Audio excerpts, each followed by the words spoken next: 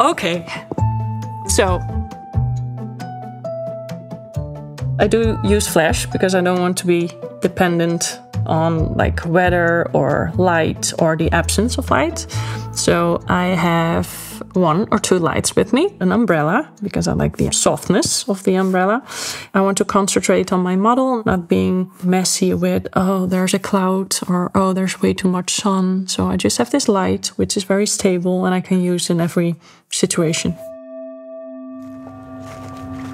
So when I started with photography, I was super shy and I wasn't really good in communicating with the subject. So I had this large format camera, and to use this camera, I had to throw this blanket over my head and then I could like stare silently to my models. And also I couldn't talk to them because they needed to stand very still. It was a very silent, serene kind of shoot. And now I'm more outgoing, I'm more talkative, and I think that reflects in my way of taking pictures. And that's why I thought, okay, it's good to change camera because you need a camera that fits your personality. That's a difficult question. When I take a picture, I take most of the elements out. So I really want to focus on the model in front of me.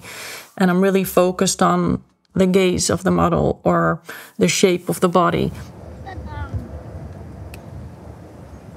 But in film, you need like a background, you need movement, and you need the environment to tell a story. So when I do film, you have this crew involved and you direct everybody in the same direction. You want to tell a story, but everybody needs to understand this story. You want to be on the same page with your whole crew. On the other hand, when I do photography, I was used to like work on my own and do everything on my own. So I didn't have to explain my thoughts or my visions or an image that I had in my mind. I could just take my camera and do it myself. With photography, I decide everything, what happens in the picture. But in film, you work with a small crew and you have to try to explain what your thoughts are or what kind of image you see. But then somebody else is making it. So I still decide where we film. I still decide who will be in the film. And I still try to explain my thoughts or feeling about the scene. But then I need to like hand it over to a cameraman, for example. Nou, niet midden in mijn shot gaan staan.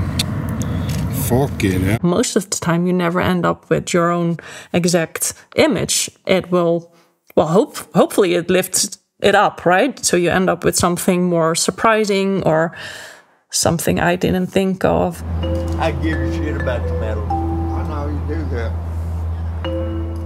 And that's scary too, because you have to let go. You have to let go of this image that you have in mind.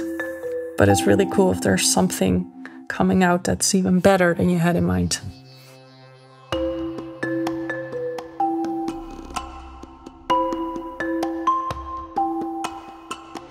I think I created my own language in photography, and that doesn't have anything to do with what kind of light I use or what kind of camera I use. I think it mainly has to do something with who I am. I think in my work, but also in who I am, I never try to hide any characteristics, and therefore my work can be quite confrontational.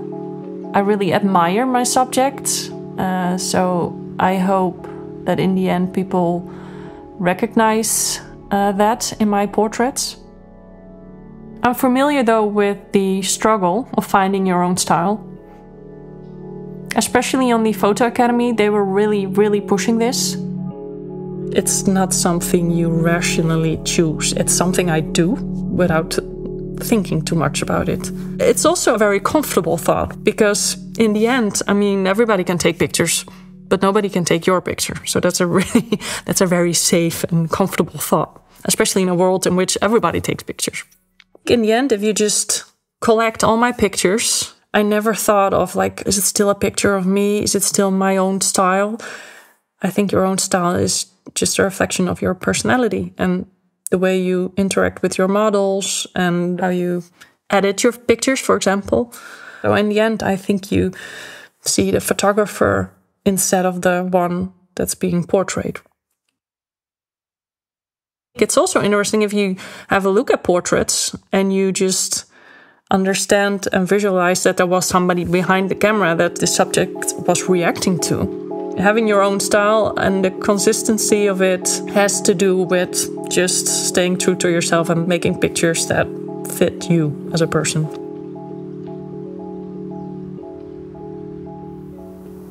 My name is Derek White, and I was born August 21st, 1995. And my name is Quentin White, and I was born the same date because we're twins. And this is currently Elkhart, Indiana, and I believe it's a good place to live. The twins. When I was walking down the street, I saw the twins. Is there a way to like dust it all out? True. I thought, oh my God, I like them. I really need to talk with them. You think you got it? Yeah, I got it. Okay. You champion enough for it? Yeah. I'm gonna make sure the socks aren't in your face. I think it's not based on something rational. I started talking to them and I recognized things. I don't know, I felt this great urge of wanting to be with them. Also in Walmart with the zombie, for example. My brain's wired completely different than probably yours or his. Like I could probably go shoot somebody and not care 2 cents about it, but you probably would. I was walking in the Walmart and then I saw him, and I think a lot of people were maybe scared or a little bit anxious towards him. But there was something else that really triggered me, so I stopped him and we talked a little bit, and then he had this super touching story about his grandma, about Huntington disease he had, and he invited us home. So I went there, and in this very short period of time, you get really, really close, right? I came in America in 1968 as a visitor to the United States. I got my citizen paper in 1976. It's always difficult to explain why I choose certain models, but it all starts with this intuitive gut feeling and the desire of wanting to talk to that person. One of the most important aspects of my work is that I always try to make people feel at ease. I grew up with an anxiety disorder, and I think because of that I am extra observant, because I just want to make sure that the person in front of me is okay. And I don't mean that somebody cannot feel sad or anxious, I just hope that this person trusts me enough to share that feeling with me. If someone is capable of sharing that with me, I am capable of making a good portrait. I always say I create my own family with my photography, and it really feels that way. So, for example, with Randy, I photographed Randy in 2015 for the first time, but we're still very connected, and we call a couple of times each week, and he's like family to me. I started with photography because in the very, very beginning I was super anxious. Because of that, I wasn't able to travel or to do anything. And somehow I learned myself that if I photograph, I literally need to focus on the person in front of me. You cannot like take pictures and focus on the person in front of you and meanwhile like overthinking everything and being anxious, right? So for me, it was a really smart way of handling my own anxiety. Well, in a day, we have to drive a couple of 100 miles, so it's a lot of traveling, of course.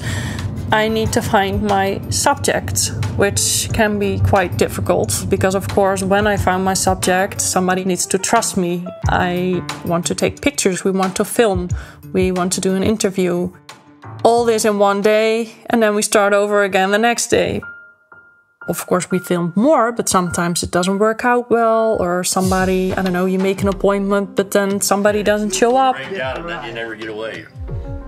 How I was told, because It's a lot of pressure because you want to find people, but if you find somebody, what is the story? You need to like dive in very deep immediately to understand what is the story of this person, what do I want to tell. He bumped into somebody's car at a grocery store, and he didn't want to get checked by the police, so he basically just ditched the car and consumed all the drugs that he had on him. Kind of just run away, trying to forget certain things in the past. I come across a lot of like fingers and stuff on the ground. Everybody waves like you know them. Even if you don't know them and somebody's passing through town, you'll hear yes ma'am, no ma'am. They'll hold the door open for you and wave like they've been knowing you for years. My work always has a very strong documentary feel, but I also like to spice it up a little with, for example, shooting more poetic shots or combine it with more fictional shots. I love discussing with the person in front of me what we could add to create more layers to the work, as in what can we do to lift a scene or a photograph. It's a lot of struggling. And when you see people happy or touched because they were able to share their story, it's all worth it.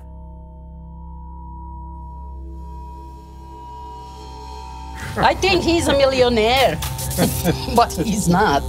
But not quite, but I'm very close to million. These kind of projects, I don't do them to earn my living. It's costing me money. But I want to do them because I'm passionate about it. It's like it's my baby, it's my child. But of course I need to earn money. So I do that by doing commercial jobs, for example.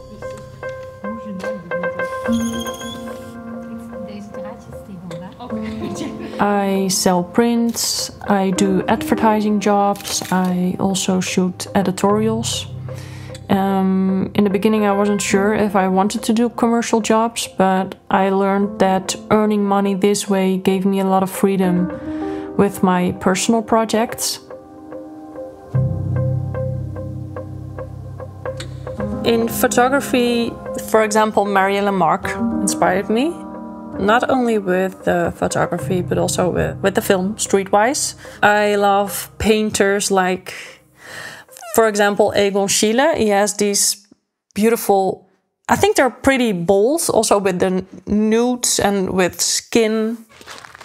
I love to focus on these kind of things in my pictures too. So I love working with skin, with the shape of a body, with all these outspoken characteristics.